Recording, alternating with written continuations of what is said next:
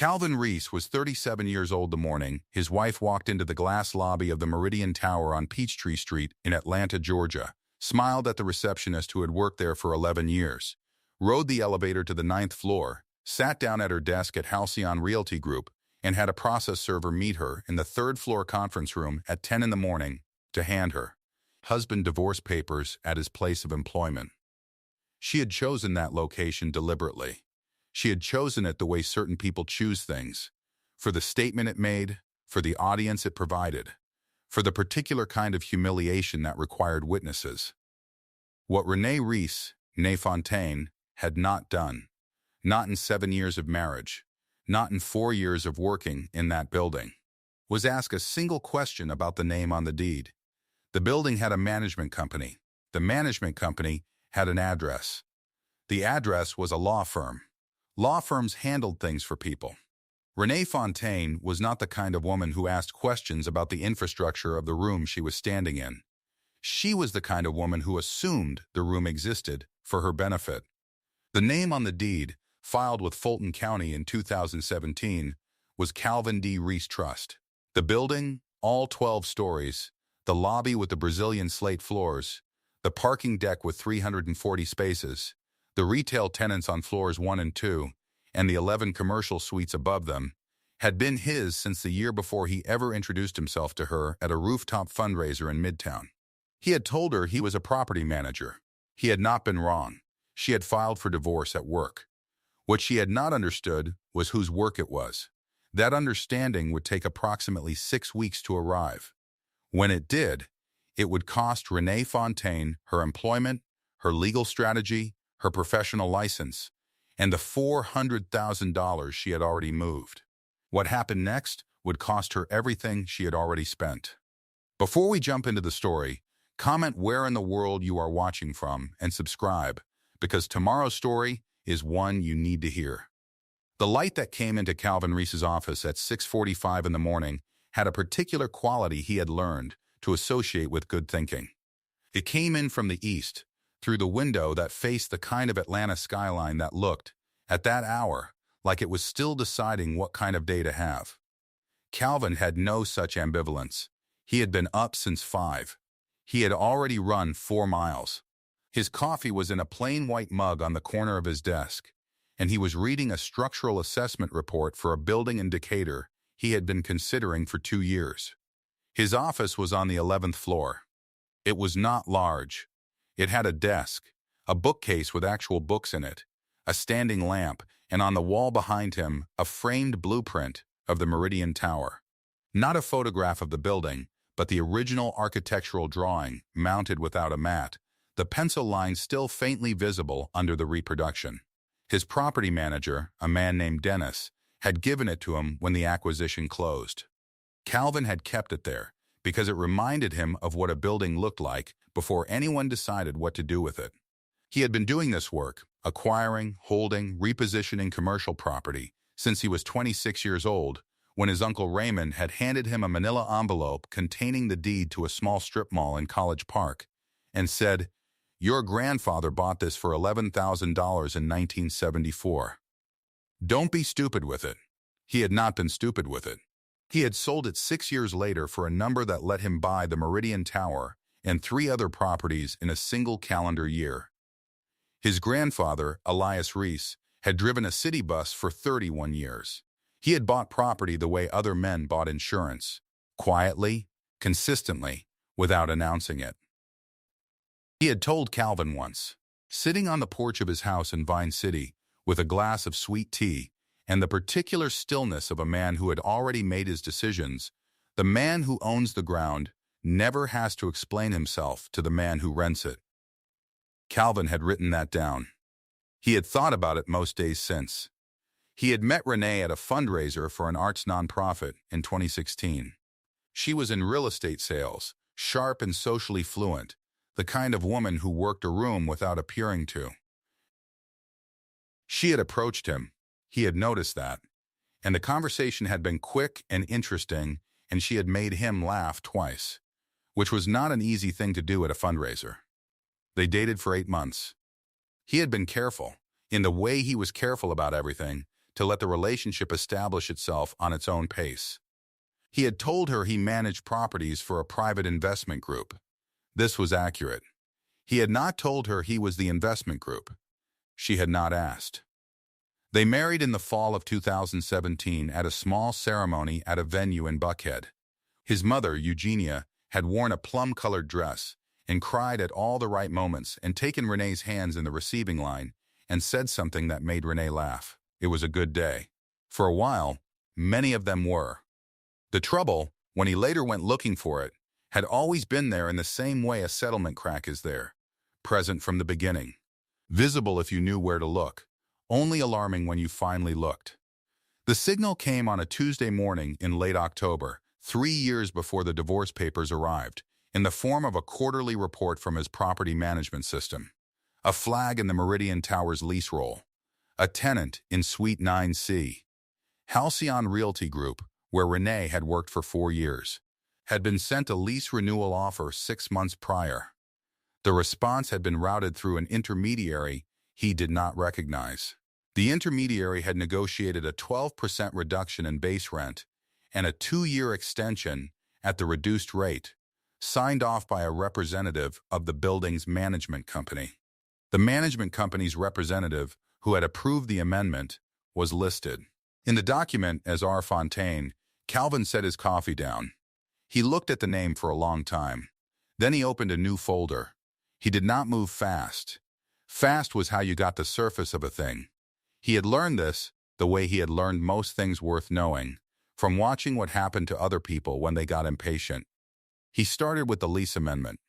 The document was properly formatted, bearing the management company's letterhead and a signature that was close to his own, close enough to pass a casual review, shaped differently enough that he would have noticed it immediately if he had been the one looking. He had not been looking. He had trusted Dennis with routine renewals. Dennis had received the amendment as executed and filed it. Dennis had not known whose signature it was supposed to be. His hands didn't shake. He photographed the document on his phone. He then requested the original file from Dennis, who produced it without comment, and photographed the physical signature as well. He did not explain why. Dennis, who had worked for Calvin for 8 years, did not ask. He spent the next 4 days moving through the building's vendor and lease files with the methodical patience that was simply how he was built. What he found was not a single signature. It was a pattern. 3 lease amendments over 26 months, each reducing the rent obligations of Halcyon Realty Group's suite, each bearing a variant of his management signature that had been. He now understood, practiced. The cumulative reduction in rental income over the remaining lease term was $214,000. That was one number. The second number required his accountant, a careful woman named Grace Odom, who he called on a Thursday morning and asked to run a reconciliation on the building's tenant improvement allowance disbursements for the past 3 years. Grace called him back on Friday afternoon, and her voice, when she spoke, had the specific measured quality of a person delivering news they had checked twice before trusting. "Calvin," she said, "there's a $190,000 disbursement to a contractor I can't find any record of work orders for. It was approved under your signature 18 months ago. I have no backup documentation on this side." He wrote the number down. "Grace," he said, "please don't discuss this with anyone. Send me everything you have." The contractor company was registered in Georgia under a name that resolved, after a search that took Dennis's paralegal contact approximately 40 minutes, to a principal with an address in Smyrna. The address was a house. The house, according to county records, had been purchased 14 months ago by a man named Victor Lane. Calvin had seen Victor Lane twice. Once at a dinner party at a colleague's house in Sandy Springs, where Victor had been introduced as a developer. Once in a photograph on Renee's phone that she had explained as a client photo. He opened a new page in his document folder. He named it Meridian. He made a single phone call.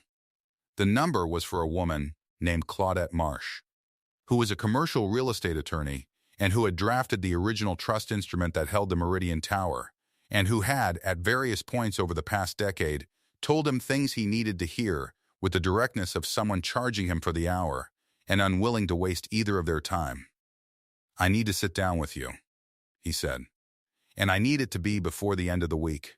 "Thursday," she said. 2 o'clock. "Bring everything." Claudette Marsh's office was on the 18th floor of a building in Midtown that Calvin did not own, which was a coincidence he had always appreciated. She was 62 years old, wore her hair natural and silver, and had a handshake that communicated clearly that she had been doing this longer than most people had been trying to do it to her. She read through Calvin's folder for 22 minutes without speaking. He had learned not to fill the silence. When she finished, she set the folder down and looked at him over her reading glasses. "The signature forgery is the criminal exposure," she said. "That's the piece that opens a fraud investigation. The lease amendments and the contractor disbursement are the financial harm. But the signature is what makes it a crime rather than a civil dispute." She paused. "How long has she worked in the building?" 4 years. "And she never asked who owned it?" "No." Claudette was quiet for a moment. "Calvin, the trust structure is airtight. The building is not a marital asset. If her attorney argues community property, we produce the trust instrument and the argument ends. Whatever she thinks she's protecting or extracting, the building was never available to her."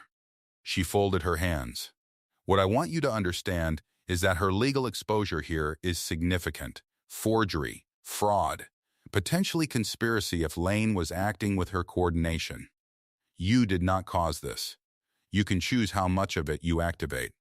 "I want to activate all of it," he said. She nodded slowly. "Then we move to the Dawes office with the forgery documentation, and we notify the Georgia Real Estate Commission about the license implications. Both of those are separate from the divorce proceedings." She looked at him steadily. She will not see the commission piece coming. He had not thought about the license. He thought about it now. "One more thing," Claudette said. She turned to a page near the back of the folder and tapped it. The lease amendment she approved for her own employer, Halcyon Realty Group. She was employed there while she was negotiating a below-market extension on their behalf, using a forged management signature. She looked up. She didn't just forge your name for herself. She used it to benefit her employer without their knowledge of the arrangement.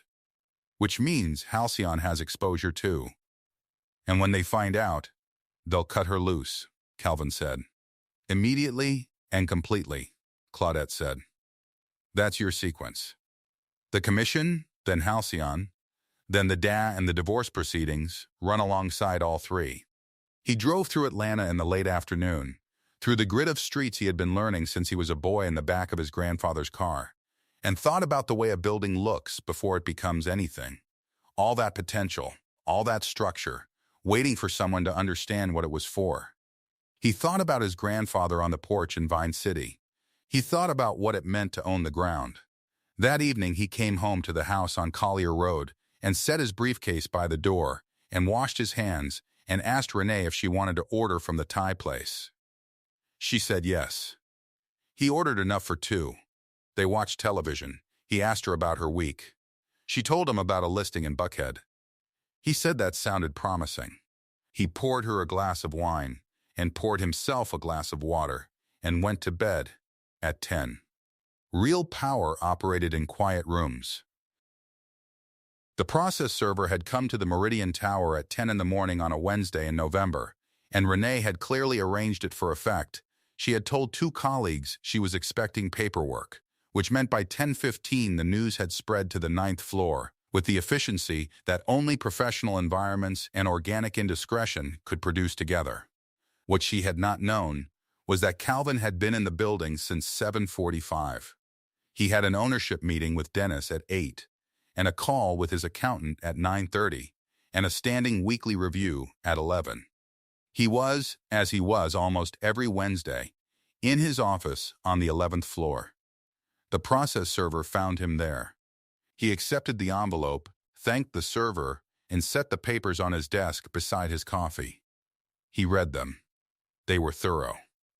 Her attorney, a man named Fletcher Gaines, who did well in high-asset dissolutions, had prepared a significant filing with a marital asset claim that represented, By Fletcher Gaines's calculation, the full value of the building Calvin worked in every day. The filing described the Meridian Tower as a jointly acquired asset. Calvin read that section twice. Then he called Claudette. "She filed," he said. "I know," Claudette said. "I received the courtesy copy 20 minutes ago. Are you ready to proceed?" "Yes," he said. Thursday morning. My office. 10 o'clock. He sent one text to Dennis. That said, please confirm Halcyon Realty Group's lease file is printed and available tomorrow by 9. That's all. Dennis replied, "Done." The meeting the following morning was held in Claudette's conference room on the 18th floor, and it had been arranged, as Claudette arranged things, with a precision that Calvin had come to trust the way he trusted structural reports, completely, and on evidence. Present on Claudette's side of the table, Calvin, Claudette, Grace Odom with her reconciliation printouts, and a man named Aaron Prescott from the Dawes Economic Crimes Division, who was there in a listening capacity that was nonetheless official. Present on the other side, Renee, Fletcher Gaines, and a third person who had not been anticipated, Victor Lane, who had been advised by his own attorney to attend and who looked, in the morning light, like a man who had recently understood that his attorney's advice had been wrong. Fletcher Gaines opened with the marital asset argument, which was well constructed and professionally delivered, and which concluded with the assertion that the Meridian Tower, having been substantially managed and maintained during the course of the marriage, constituted a jointly held marital asset subject to equitable distribution. Claudette let him finish. She opened the first folder. The trust instrument, filed in 2017, establishing Calvin D. Reese Trust as the sole owner of record. Executed 11 months before the marriage. She slid it across the table and let Fletcher Gaines read it. She gave him 60 seconds. The asset was never jointly held, she said. It was never marital property. The management activities during the marriage were performed by Mr. Reese as trustee, a role that precedes the marriage and is independent of it. Your claim has no legal foundation. She turned a page. That is the first thing I need you to understand. She opened the second folder. The lease amendments. The forged signatures, enlarged and annotated by a forensic document examiner. The progression across 3 separate documents showing the evolution of the signature replica and its divergence from Calvin's actual signature in 7 specific measurable ways. Renee's expression did not break, but something behind it did. The second thing, Claudette said, is that the Fulton County District Attorney's Economic Crimes Division has reviewed these documents and is prepared to proceed with a forgery and fraud investigation. She indicated Aaron Prescott with a small nod. He looked at Renee steadily. This is separate from the divorce proceedings. It will proceed regardless of how those resolve. Fletcher Gaines said, "I'd like a moment with my client." "Of course," Claudette said. "One moment, because there is one more thing." She opened the third folder and produced 2 letters, both on official letterhead. The first was a notification to Halcyon Realty Group from Calvin's management company, advising them that their current lease contained amendments executed without the owner's authorization, which rendered those amendments void and the lease subject to renegotiation at current market rates. The second was a preliminary notice to the Georgia Real Estate Commission regarding a licensee's conduct in relation to those same unauthorized amendments. Ms. Reese, Claudette said, and her voice carried nothing extra, no weight, no performance, just the clean delivery of information, held an active Georgia real estate license while negotiating a favorable lease outcome for her employer using a forged instrument. Halcyon received a copy of this letter an hour ago. The room was still. Victor Lane looked at his hands. Renee turned to Calvin. Her composure had developed, in the past 10 minutes, something that was trying very hard to remain composed and was losing. "Calvin," she said. Her voice was careful. "I want to explain. I know what happened," Calvin said. His voice was the same as it always was. Unhurried. The same voice he used for lease reviews and structural assessments. and calls with his accountant, and conversations with Dennis about vendor repairs. The voice of a man who had already done the work before anyone else arrived. "I've known for 6 weeks. That's not, you filed the papers in my building," he said. "I want you to think about that for a moment. You came to work on a Wednesday, and you had a process server meet you in a conference room, in a building that has had my grandfather's name on the deed since 2017. And you did it in front of witnesses, so it would be the kind of thing people remembered." He paused. "I thought about why you would do that. I think you wanted me to feel small. In front of people. In a place I couldn't control." He picked up his copy of the trust instrument from the table. He folded it once and put it in his jacket pocket. "The man who owns the ground," he said quietly, "doesn't have to explain himself to the man who rents it." He thanked Claudette. He thanked Aaron Prescott. He nodded to Grace. Then he walked to the door, and he did not look back at the table, and the silence in the room behind him was the specific silence of people sitting with the weight of what they had not known until it was too late to use it. 10 months passed the way Atlanta autumns pass, slowly at first, then all at once. Calvin was in the building on a Thursday morning in September, when the renovation on the lobby was completed. New lighting, new planters, the Brazilian slate floors restored to something close to their original depth of color. He stood near the entrance with a coffee and watched the morning foot traffic come through, and thought about his grandfather buying that strip mall in College Park for $11,000, and what it would mean to him, Elias Reese, to see this. The thought was a warm one. He let it stay a moment.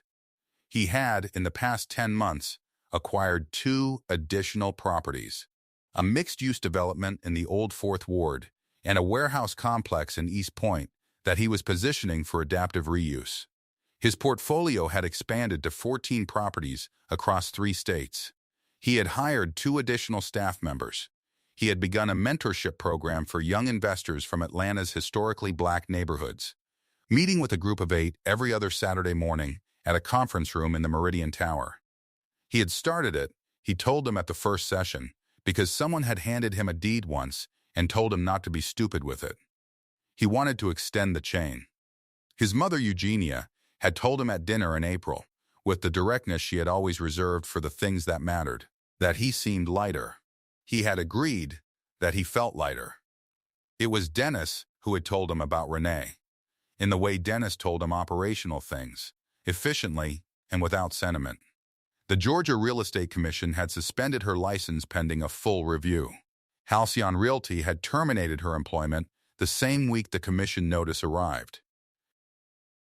Fletcher Gaines had withdrawn from the divorce proceedings following a billing dispute that Dennis had heard about from a mutual contact in the legal community, and she had been represented by a different attorney for the remainder of the proceedings, which had concluded in June with a settlement limited to the modest joint checking account and a single piece of personal property, because those were the only things to which she had any claim. Victor Lane had entered into a consent agreement with the Dawes office in July. He had relocated to Birmingham. Calvin heard these things and registered them and turned back to whatever he had been working on. He was at his desk on a Saturday morning in late September. The kind of morning where the light came in low and gold and patient and made the city look like it was still deciding, when his phone rang, and it was a woman named Jade, a landscape architect he had met at a community planning meeting in April, who had laughed at a thing he said about drainage easements in a way that required her to actually understand what a drainage easement was. They had been to dinner 3 times. They were going to the botanical garden that afternoon. He set the phone down and looked at the framed blueprint on the wall and drank his coffee. A building, before it became anything, was a set of lines on paper that described a possibility. The good ones, built right, on sound foundations, with the right materials and the right patience, stood for a very long time. Long enough to pass on, long enough to mean something. He was free. He was solvent. He was unbothered. I hope you enjoyed that one. Be sure to like the video and subscribe so you don't miss the next story. I've picked out 2 more for you that I think you'll really like.